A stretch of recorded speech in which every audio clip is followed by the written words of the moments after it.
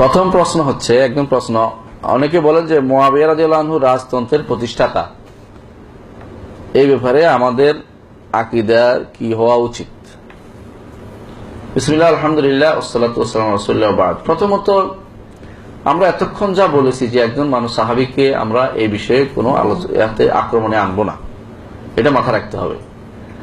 এই যে যিনি রাজতন্ত্রের প্রতিষ্ঠাতার কথাটা বলেছেন, আসলে তিনি একটা বড় ধরনের অপবাদ দিলেন মুআবিয়া রাদিয়াল্লাহু আনহুর উপর। উনি কি বলেছেন যে আমি রাজতন্ত্র প্রতিষ্ঠা করতে যাচ্ছি বা কিছু? উনি দেখেছেন যে উম্মতে মুসলিমার জন্য সিরিয়াবাসী ছাড়া কেউ ঠান্ডা করতে পারবে না, তখন হিকমত অবলম্বন করছেন এটা। কারণ সিরিয়ার হচ্ছে সমস্ত তখনকার সময় অস্তুল বাহারি, সমুদ্র পাহারা দিত, সমুদ্রে যে এরা আক্রমণ করতো যারা বাইজেন্টাইনরা, সমস্ত পাহারা দিত সিরিয়ান সেনাবাহিনী। ইরাকের কোনো কাজ ছিল না, মারামারি হানাহানির মধ্যে লিপ্ত ছিল সবগুলি। শক্তিশালী সেনাবাহিনী গড়ে উঠছিল কোথায়? সিরিয়াতে, পুরো এলাকাটা নিয়ে, পুরো এলাকাটা নিয়ে সাইপ্রাস পর্যন্ত।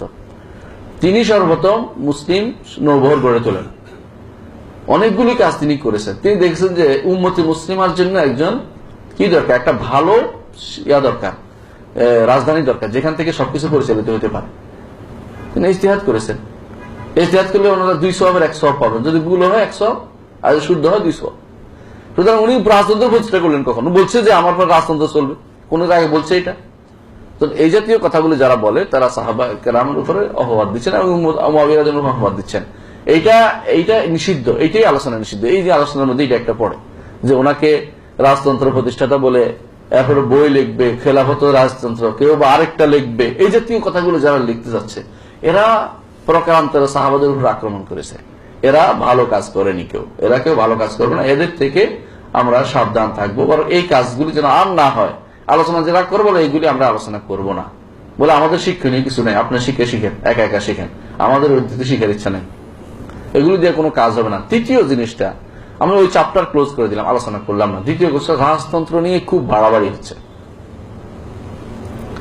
রাজতন্ত্রের মধ্যে কিন্তু ইমামরা সবাই রাজতন্ত্রের মধ্যে কিন্তু পার হয়েছে। আপনি দেখেন, একটু ভালো করে দেখেন, সাহাবায়ে কেরামের শেষ যে সমস্ত সাহাবারা ছিলেন সবাই কিন্তু জীবিত, অনেকেই জীবিত ছিলেন। 110 পর্যন্ত জীবিত ছিলেন সাহাবায়ে কেরাম, জীবিত ছিলেন 110 হিজরি পর্যন্ত জীবিত ছিলেন।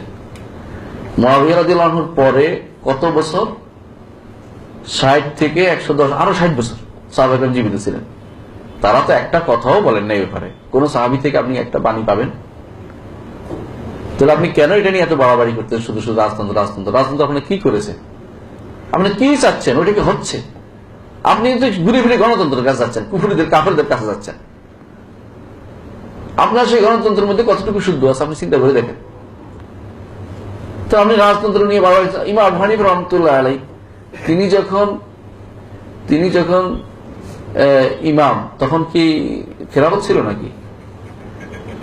নাম যদি আপনি ওইটাকে রাজতন্ত্র বলেন, এটা একই ধরনের ছিল। মালিক, শাফি, আহমদ হতে শুরু করে আবু বুখারী, মুসলিম, আবু দাউদ, তিরমিজি শুরু করে যত ইমাম, যত মুফাসসিরিন, মুহাদ্দিসিন চলে গেছেন, সবাই এই চ্যাপ্টার নিয়ে কোনো আলোচনা করেন নাই। আমি তাহলে রাজতন্ত্র নিয়ে এত আলোচনা কেন করি? এর অর্থ হচ্ছে আমার ভিতরে শয়তান ঢুকছে। আমি এখন ভালো কিছু না দেখি, ভালোকে খারাপ দেখছি, খারাপকে ভালো দেখছি। এত মানুষ চলে গেল, কেউ এটা নিয়ে আলোচনা করলো না। আপনি এখন মনে হচ্ছে যে আমি এখন কিছু একটা করি। মনে রাখবেন, উম্মতের মধ্যে সবচেয়ে বড় সমস্যা হচ্ছে এটা। আমরা মনে করি একটা গোষ্ঠী যে আলী রাদিয়াল্লাহু আনহুর পরে যে খেলাফত চলে গেছে, এরপর থেকে আজ পর্যন্ত আর কোনো ভালো কাজ কেউ করেনি, এখন নতুন করে ভালো কাজ করতে হবে, একটা গোষ্ঠীটা মনে করতেছে। এরা পথভ্রষ্ট, রাজনৈতিক ভাবে দেউলিয়া তারা। এটা রাজনীতি না, এটা অপরাজনীতি, এটা সঠিক রাজনীতি নয়। এই ক্ষমতার আকাঙ্ক্ষাই হইয়া একজনকে দোষ, একজনকে কাছে, একজনকে দূরে ঠেলে দিয়ে ইসলাম প্রতিষ্ঠা কোনদিন হবে না। ইসলাম প্রতিষ্ঠা করতে হবে সালফে সালেহিনের মানহাজ অনুসারে, যেইভাবে চলে সাহাবায়ে কেরাম 60 বছর, এরপরও সাহাবায়ে কেরাম জীবিত ছিলেন। 60টা বছর, মুআবিয়া রাদিয়াল্লাহু আনহুর পরেও 60 বছর জীবিত ছিলেন সাহাবায়ে কেরাম। তারপরে তাবেঈনদের মধ্যে সর্দার যারা ছিলেন, আইম্মাতুত তাবেঈন, সবাই জীবিত ছিলেন। সেই সময় একই অবস্থা চলছিল। আবু হানিফা রাহমাতুল্লাহ আলাইহি শুরু করে আহমদ ইবনে হাম্বল, সমস্ত ইমামরা একই পর্যায়ে ছিলেন কিনা? তাদের কেউ কি কোনোদিন এরকম বিরুদ্ধে আন্দোলন দাঁড়াইছে বা কোন মিছিল করছে, মিটিং করে দেখছেন কোনোদিন? আপনি কি জন্য কাজ করতেছেন এগুলো? ইমাম বুখারী রাহমাতুল্লাহ আলাইহি, যাকে সবাই ভালোবাসেন আপনার, তো উনি কোন কথাটা বলেছে এই ব্যাপারে? আপনি হঠাৎ করে এমন জায়গায় কেন চলে গেলেন যে জায়গাটা দরকারি জায়গা না? একটা বেহুদার তর্ক যে কি করেছে, কে প্রতিষ্ঠা করেছে চিন্তা আছে। এটা একটা না, প্রতিষ্ঠা হোক বা না হোক কিছু যায় আসে না। রাজতন্ত্র প্রতিষ্ঠা হলেও আমার কোনো ক্ষতি নেই, এটা নিয়ে এত ভাবাবাড়ি কিছু নেই। রাজতন্ত্র প্রতিষ্ঠা ভালো হয়, মুলুক দুনিয়া, মুলুক অনেক সময় ভালো কাজও করে, রাজারা ভালো কাজ করে। আবার রাজা না, এক ডিক্টেটর যদি থাকে সেও খারাপ কাজ করে। আবার মানুষের অনেক সময় দেখবেন যে একদিন গিয়েছিল কার কাছে, ডিক্টেটর ছিল, আপনারা জানেন হাজ্জাজ ইবনে ইউসুফ সবচেয়ে বড় ডিক্টেটর ছিল। ডিক্টেটর ছিল না, মানুষকে কি করতো, যেমন হয়তো মারতো, ধর্ম আক্রমণ করতো। এক তাবির কাছে গিয়ে বলছে যে আপনার বদদোয়া করেন হাজ্জাজের উপর। বলছে আমি হাজ্জাজের বদদোয়া করবো না। কেন করবেন না? বলছে হাজ্জাজের কারণে হয়তো আল্লাহ তাআলা একটা দিককে ঠান্ডা রাখছে। আসলে ঠিক ঠান্ডা রাখছে, জানেন কখন আমরা একটা ডিক্টেটর বলো কাজে লাগে। বর্তমান আপনার চিন্তা করি ইরাকের অবস্থা, এক ডিক্টেটরে কিন্তু ঠান্ডা রাখছিল। এখন আপনি ঠান্ডা রাখতে পারছেন? লিবিয়ার কথা চিন্তা করেন, ঠান্ডা আছে? আপনি কি প্রতিষ্ঠা করতে যাচ্ছেন? কিসের গণতন্ত্র গোড়ার ডিম প্রতিষ্ঠা? কোন কাজে লাগে এগুলি? কোথায় প্রতিষ্ঠিত হয়েছে এগুলি? কোথাও এগুলি ভালোভাবে প্রতিষ্ঠিত হয়নি। আপনি যেগুলি করতে যাচ্ছেন সেগুলি কোথাও শান্তির নামও দেখেনি কোনোদিন। এই জাতীয় জিনিস হ্যাঁ হচ্ছে দুনিয়াতে, এগুলো চলতেছে এখন। দুনিয়াতে অনেক কিছু চলতেছে এখন, সেটার সাথে আপনি তুলনা করে সারাক্ষণ কেবল পূর্বসূরীতে দোষ খুঁজে বের করেন। উনি প্রথম প্রদেশ বেদাল্লা লাগাইছে, উনি এই করছে, উনি এই করছে, উনি এই করছে। আপনি কি করছেন? আপনাকে তো এই জন্য তৈরি করেন। আপনি তো তাওহীদের দাওয়াতে জানেন না। আপনি এখন রাষ্ট্র প্রতিষ্ঠা করছেন, কিসের উপর প্রতিষ্ঠিত হবে তাহলে? রাসূলুল্লাহ সাল্লাল্লাহু আলাইহি ওয়াসাল্লাম রাষ্ট্র প্রতিষ্ঠা করছেন না তাওহীদ প্রতিষ্ঠা করছে আগে? আপনি চিন্তা করে দেখেন তো ভুলটা কোথায়? আপনার ভুলগুলি শুদ্ধ করবে কে? আপনি তো অন্যদের ভুল দিচ্ছেন সারাক্ষণ। আসলে আমাদের বুঝার অনেক কিছু বাকি আছে। আমরা আসলে কোত্থেকে শুরু করবো সেটাই শিখি নেই। বলেন। সোনালী শাসক, ওই যারা গণতন্ত্রীরা যারা করে তারা ঘোষণা দিল সোনালী শাসক। সোনালী শাসন আমার কোনটা? আর তখন কি ছিল, এটা রাজতন্ত্র ছিল না গণতন্ত্র ছিল? দেখেন, গণতন্ত্রকে আপনি সোনালী শাসন বলতেছেন ঠিক না? নাকি রাজতন্ত্রকে সোনালী শাসন বলবেন? নাকি খেলাফতকে সোনালী শাসন বলবেন? ওটাও তো খেলাফত নাম তো ছিল, ওটাতে একটা নাম ছিল না? খলিফাতুল মুসলিমিন ছিল, এটাকে অস্বীকার করবেন আপনি? রাসূলুল্লাহ সাল্লাল্লাহু আলাইহি ওয়াসাল্লাম বলেছেন, এখন হাদিসের দিকে যেতে হয়। রাসূলুল্লাহ সাল্লাল্লাহু আলাইহি ওয়াসাল্লাম বলেছেন লা ইয়াজালু হাযাদ দ্বীন আজিজান, এই দিন অর্থাৎ ইসলাম ওই সময় পর্যন্ত সম্মানিত থাকবে, ওই সময় পর্যন্ত সম্মানিত থাকবে। কোন সময় পর্যন্ত? মা ইয়াকুনু ফিহি আশরা খলিফা, যার মধ্যে 12 জন খলিফা থাকবে। 12 জন খলিফা থাকা অবস্থা পর্যন্ত সম্মানিত থাকবে, এরপরে সম্মান কমতে থাকবে। হিসাব করে দেখা গেছে এই 12 জন খলিফার মধ্যে মুআবিয়া রাদিয়াল্লাহু আনহু আছেন, ইয়াজিদও আছেন, মারওয়ান আছে, তারপর তার ছেলেরা 4 জন আছে। এরপরে আসলে উম্মতে মুসলিমা বিভাগ হয়েছে, এর আগে বিভাগ হয়নি। এরা খেলাফত একটা চলে গেল কোথায়? ইয়াতে স্পেনে, একটা হয়ে গেল ইরাকে বাগদাদে, 2 ভাগ হয়ে গেল। এবং মুসলিমদের মধ্যে আর কোনো ভালো উদ্যোগ যে সারা দুনিয়া দখল করার চিন্তা ভাবনা বা মুসলিমদের যে দাওয়াত প্রসার করার চিন্তা ভাবনা খুব কমে গেল, উদ্যম কমে গেল।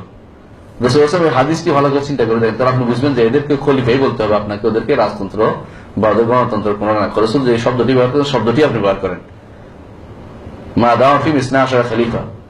আমাদের শেখ আব্দুল আজিজ বাজ রাহমাতুল্লাহ আলাইহি বলেন যে কেউ কাউকে বাদ দিয়ে গণার কোনো সুযোগ নেই, বরং প্রথম দিক থেকে 12 জন খলিফা গণেন। 4 খলিফা আছে না, আলী রাদিয়াল্লাহু, তারপরে হাসান, তারপরে হাসান রাদিয়াল্লাহু পরে কে মুআবিয়া রাদিয়াল্লাহু, তারপরে ইয়াজিদ, তারপরে কে মারওয়ান, সহজে।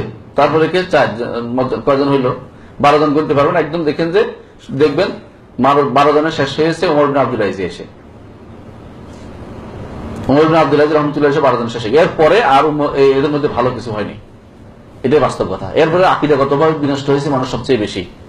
সর্বপ্রথম মারওয়ান হিমা, সে জাহাদিও বলা হয় কারণ সে জাহাদ ইবনে দিরহাম এর মত অনুসরণ করে আল্লাহ তাআলার নাম গুণকে অস্বীকার করে বসেছে, কাদরিয়া মত গ্রহণ করেছে। এর ক্ষেত্রে আকীদার ক্ষেত্রে তারা পরিবর্তন হয়ে গেছে ওই সময় এসে। এর আগে কোনদিন আকীদার ক্ষেত্রে কোনো পরিবর্তন ঢুকে নাই। বরং এই শিয়ারা ছিল, কিন্তু এত কঠিনভাবে তারা শিয়ারা নিজের মত প্রকাশ করতে পারত না। তাহলে বোঝা গেল যে ভুল কোথায় হচ্ছে এটা আমরা জানা দরকার। আপনি এদেরকে খলিফা আল্লাহ রসুল বলে গেছেন দেখা যাচ্ছে আমাদের হিসাব মতে। তো আল্লাহ রসুল যদি খলিফাই বলে গিয়ে থাকেন, তাহলে আমার আর আপনার এ ঘরার বাড়াবাড়ি করার কোনো সুযোগ নেই। অমুককে ধরে এনে কিছু রাজতন্ত্র প্রতিষ্ঠা করছে, আল্লাহ রসুল বলছে খলিফা, আপনি বলছেন রাজতন্ত্র, তা কিছু করার নেই আমাদের। বুঝতে পারছেন? সোনালী যুগ যাদেরকে বলা হয়, সোনালী যুগ এই 12 জন খলিফা, পুরো সময়টা সোনালী যুগ, এটা মনে রাখতে হবে আমাদেরকে। এই জন্য এই সময়ে এই দেশে ইসলাম আসছে, ওই সময়ে এই দেশে ইসলাম আসছে। দেখছেন হাজ্জাজ বিন ইউসুফের সময় না এই দেশে প্রথম ইসলাম আসছে, মনে আছে আপনার? মোহাম্মদ বিন কাসিমকে পাঠিয়েছিল হাজ্জাজ বিন ইউসুফ কার সময়? আব্দুল মালিক ইবনে মারওয়ানের সময়। আব্দুল মালিক ইবনে মারওয়ানের ছেলে ওলিদের সময়, আব্দুল মালিক মারওয়ানের ছেলে ওলিদের সময়, হ্যাঁ ওলিদের সময় এসে পাঠাইছে। ওলিদের ভাই তখন তাদেরকে আক্রমণ করেছে সুলাইমান, কিন্তু এর আগ পর্যন্ত তারা এদিকে মধ্য এশিয়া দখল করছে, ওইদিকে স্পেন দখল করছে, এদিকে পাক ভারতে ঢুকছে, কোন জায়গায় ঢুকে নাই তারা। তাহলে এদেরকে আপনি কিভাবে মূল্যায়ন করবেন?